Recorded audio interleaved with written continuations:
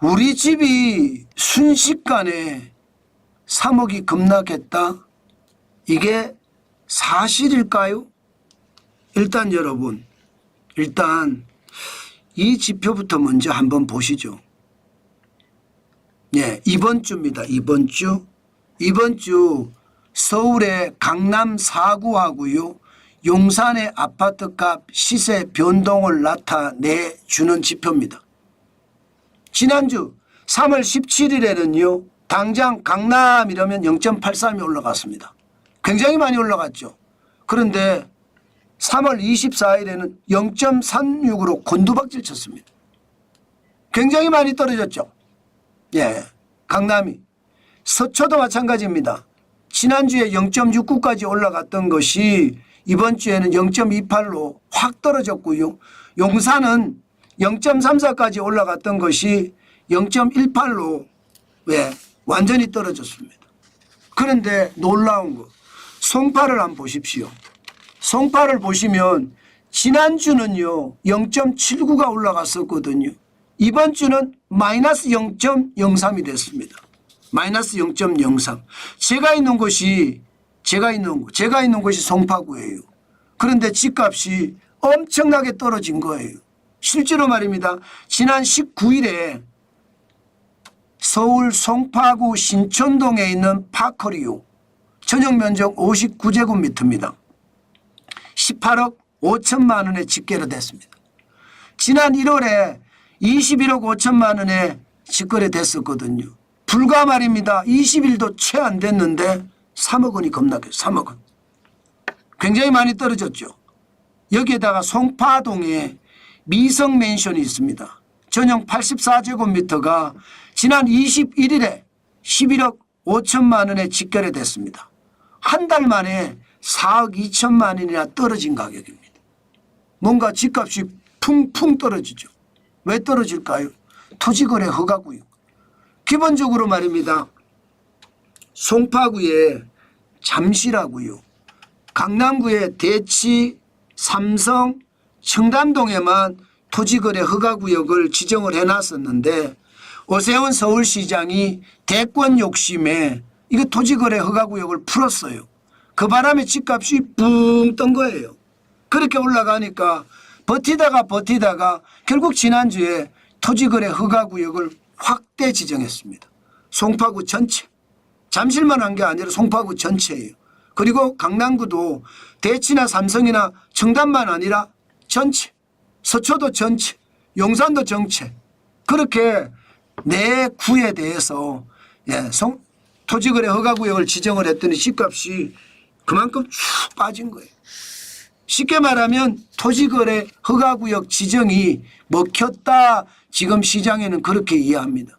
전체적으로 보더라도 서울 집값은 지난 3월 17일에 0.25%였는데 3월 24일에는 0.11%까지 떨어졌습니다. 많이 떨어졌죠. 예, 이게 훅 빠진 거 실제로 나타났습니다. 어디 그뿐입니까? 수도권은 0.07까지 올라갔던 것이 0.03으로 5주 연속 지금 상승을 했긴 하지만 빠졌고요. 전국은 마이너스로 다시 바뀌었습니다. 예, 15주 연속 하락하다가 3월 10일에 0.00이 되면서 보합을 기록했거든요. 3월 17일에 올라갔어요. 전국 집값이 0.02가 올라가서 또 집값이 폭등하는 것 아니냐 그렇게 이야기하다가 결국은 마이너스 0.01로 빠져버렸습니다. 예, 그만큼 말입니다. 토지거래 허가구역 지정이 시장에서는요 굉장한 규제가 됐다 이렇게 생각할 수 있다는 뜻입니다. 그런데 문제는요 우리가 잘 들여다봐야 돼요. 당장 보시는 것처럼 월별 서울 아파트 거래량을 보면 2월에 6,054건입니다. 결국 말입니다. 역대 평균치를 넘어섰습니다. 역대 평균치를. 뭔가 분위기가 대단하다는 거죠. 3월도 지금 보시면 3월이 지금 얼마 가지도 않았고요. 신고는요 4월 달에까지 신고하거든요. 지금 이대로라면 3월은 지난 7월에 9,214건보다 더 많아질 가능성 굉장히 많습니다. 10,000건이 넘을 수도 있을 겁니다. 그 정도로 말입니다. 지금 아파트 거래가 굉장히 활발하다는 거, 이거 갑자기 멈출 가능성 당연히 저는 없다 생각합니다. 갑자기 멈추지는 않을 겁니다. 게다가 거래 평균가도 보면 집값을 계속 올리고 있거든요. 2025년 2월에 14억입니다. 14억. 14억 1185억이에요. 집값이 자꾸 올라가요. 사상 최고입니다. 서울 아파트 평균 거래 금액의 14억 1185만 원 사상 최고예요. 결국 집값이 오세훈 서울시장이 올렸다 이렇게 이야기해도 틀린 말이 아니죠. 그런데 3월이 더 심각합니다. 3월은 아직 3월 달이 다 가지도 않았습니다. 그런데 벌써 12억 831만 원입니다. 아마도 2월보다 더 많이 올라가지 않을까 그렇게 예측합니다. 예측합니다. 게다가 말입니다. 이게 사던 분위기가 깨지고 확실하게 집값이 잡히나 그렇게 이야기하기가 쉽지 않아요. 전세 가격이 안 떨어지거든요. 전세 가격이 8주 연속 상승하고 있습니다. 1월 20일에 0.00% 기록하더니요. 다시 올라가기 시작해요. 전세 가격은. 전세 가격은 여러분 올라가기 시작한 게 오래됐습니다.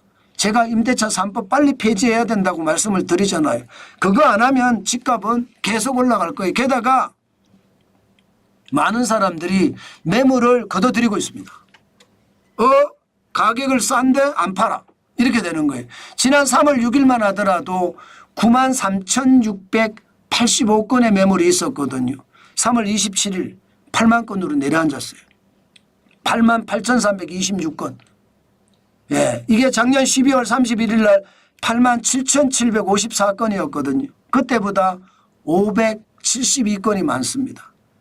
겨우 0.7% 많은 거예요. 결국 말입니다. 아직까지는 매물이 많은 편이에요. 평균 매물이 일반적으로 4만 건에서 5만 건 사이라고 하거든요. 이 정도면 서울의 수요를 충분히 충당하고도 남는다고 해요. 그런데 현재까지 8만 8천 건이니까 8만 5천 건을 넘어서면 과잉 매물이라고 이야기합니다. 여전히 과잉 매물은 맞아요. 집값이 떨어질 수도 있는 요인은 맞아요. 그러나 매물이 줄고 있다는 것은 나는 더 받아야 되는데 그만큼 못 받네. 매물을 들여. 이런 분위기가 있다는 뜻이죠. 저는 그만큼 말입니다. 집값은 여전히 혼란스럽다 이렇게 이야기할 수 있고요. 이게 단기적으로 봐서는 토지거래 허가구역에 영향을 받을 거예요. 그러나 장기적으로는 고민할 부분이 너무 많습니다. 기본적으로 공급이 줄어드는 것은 상승할 요인이고요. 인구가 줄어드는 것은 하락할 요인입니다. 크게 봐서는요. 공급은 많이 줄어들거든요. 게다가 인구도 많이 줄어들고 있고요. 그래서 저는 결국 장기적으로는 똘똘한 한 채가 크게 된다. 저는 그렇게 생각합니다. 그래서 똘똘한 한 채를 중심으로 저는 샀으면 좋겠다. 그런 생각 늘 하고 있다는 것 아마 여러분들도 아실 겁니다. 그러니 시장을 볼 때 부동산이 다 오른다 생각하지 마시고 똘똘한 한 채, 역세권의 대단지의 로얄동의 로얄층 이게 똘똘한 한 채거든요. 그거 여러분들에게 오늘도 추천드립니다. 저는요 내가 무주택자인데 집을 사야 된다. 집을 들어가야 된다 하면 그냥 편하게 갔으면 좋겠어요. 그냥 시점 기다리는 것보다 어차피 마찬가지거든요. 어디로 가나. 그래서 저는 그런 말씀 많이 드립니다.